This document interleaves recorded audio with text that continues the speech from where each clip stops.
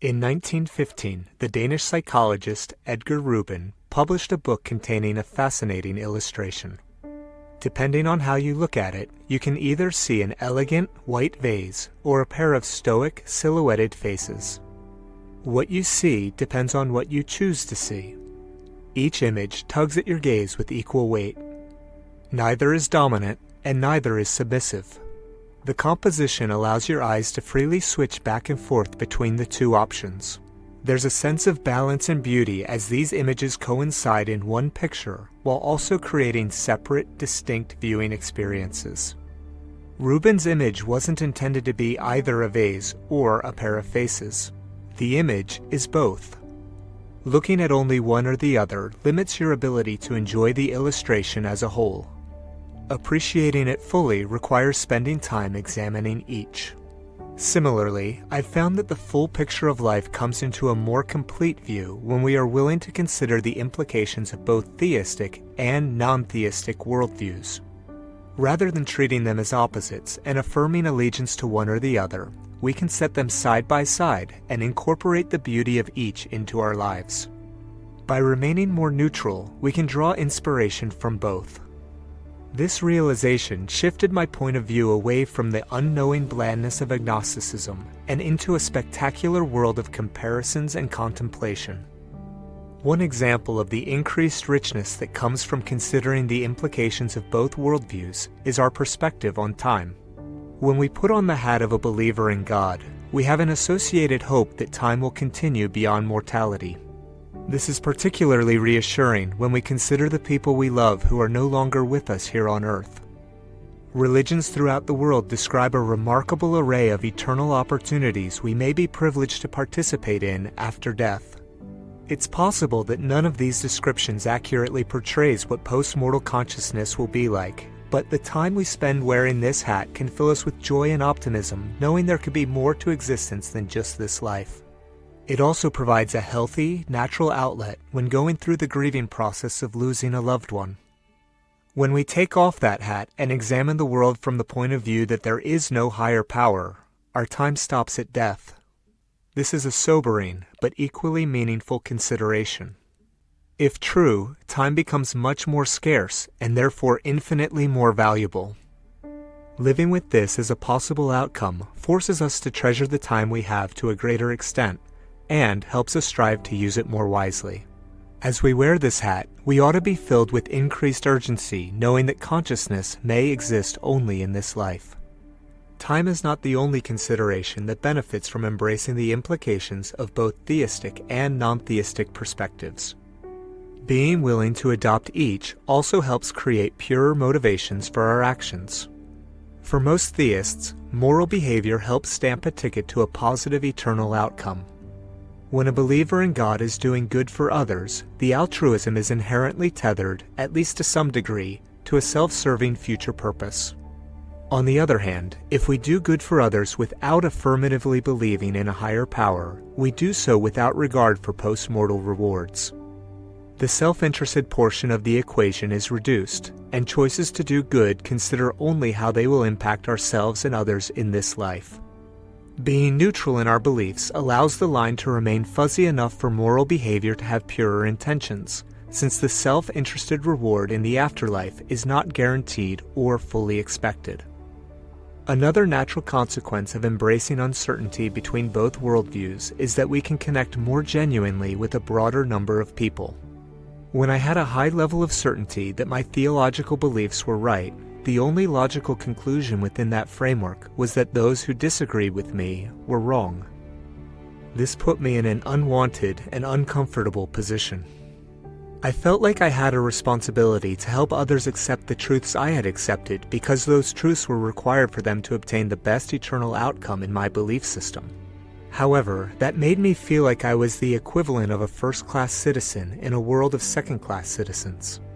Instead of appreciating others just for who they were, I felt a nagging pressure to help them move into first class with me by espousing my worldviews. Again, this was not a feeling I enjoyed, and I now regret ever looking at people in that way. In my defense, I didn't know another way to reconcile accepting my beliefs as true, along with all the eternal consequences tied to them, without an associated desire to help others do the same. When we accept that absolute truth is uncertain, we can sidestep this problem. Accepting uncertainty provides a fixed stance on the definition of truth, but its paradoxical nature allows us to view all people as potentially being right in their foundational views. Instead of trying to convince others to believe like us, we can just appreciate and love them for who they are. The truths they live by just add to their uniqueness. Removing the need for others to believe the way we do enables us to connect in more meaningful ways with a greater number of people. As social creatures, these enhanced relationships can have profoundly positive effects on our health and well-being. When we choose to affirmatively believe or disbelieve in God or a particular religion, we are more likely to limit ourselves in this area. Perhaps an example on a macro scale can help solidify the benefits of taking a nonpartisan position. Nations that govern as theocracies are often considered suboptimal places to live for its citizens. These countries don't actively embrace empirical means to determine whether the God in charge is right or wrong, so citizens are often subject to draconian rules and antiquated regulations. Swinging the pendulum all the way to the other side of the ledger by adopting full secularism doesn't make things much better. Nations that try to entirely eliminate religion generally lose an important morality layer in society, and these lands have also proven to be less than ideal places to live.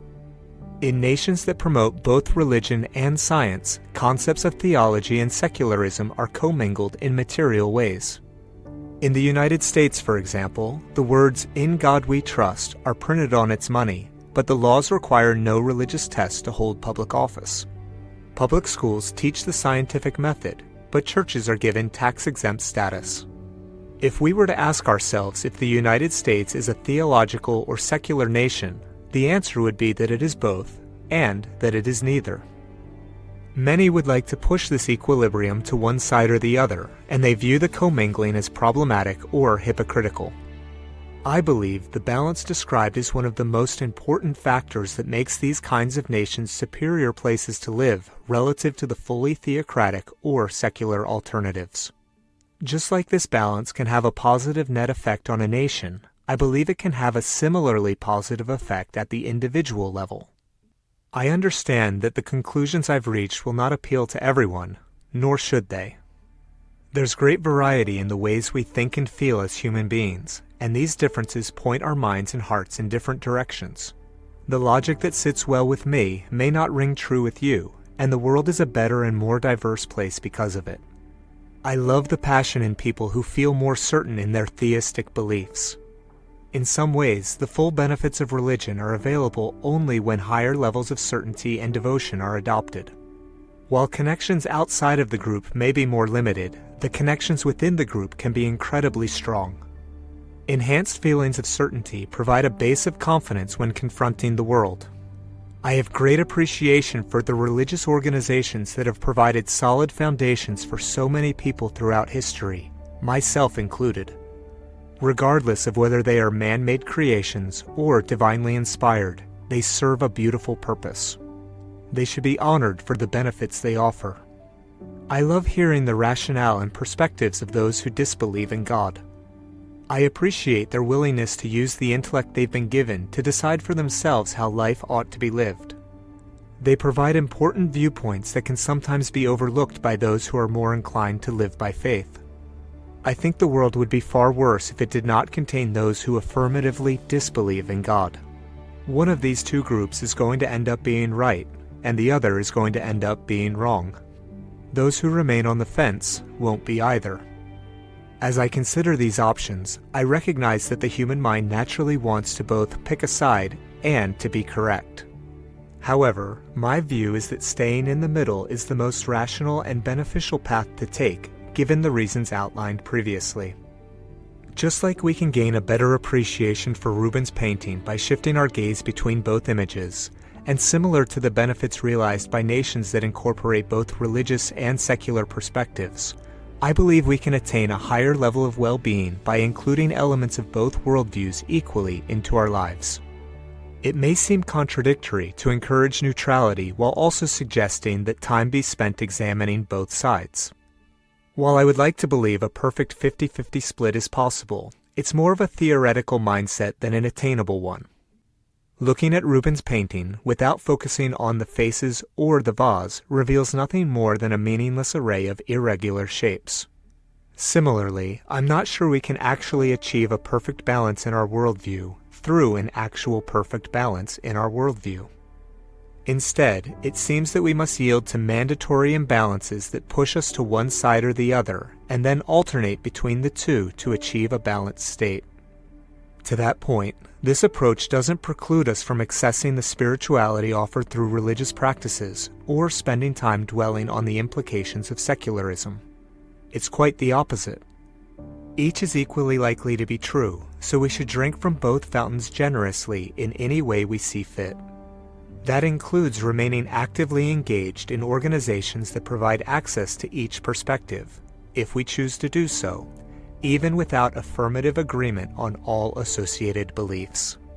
The neutrality I'm describing simply means that when we draw from either side, we do so against a backdrop of uncertainty instead of taking a stance that one or the other is undoubtedly correct. It also implies that our time on either side is not meant to be put towards determining which is true, but rather simply allowing each side to add depth to our human experience. Unfortunately, this guidance doesn't help us with the fact that our minds still want certainty, not uncertainty. One of the reasons most people fall into either theistic or non-theistic worldviews is because of this constant tug. The drive for acquiring reliable information and giving the brain what it wants is unrelenting. So what can we do if we think extra richness is available by embracing uncertainty, but our minds remain unsatisfied by doing so?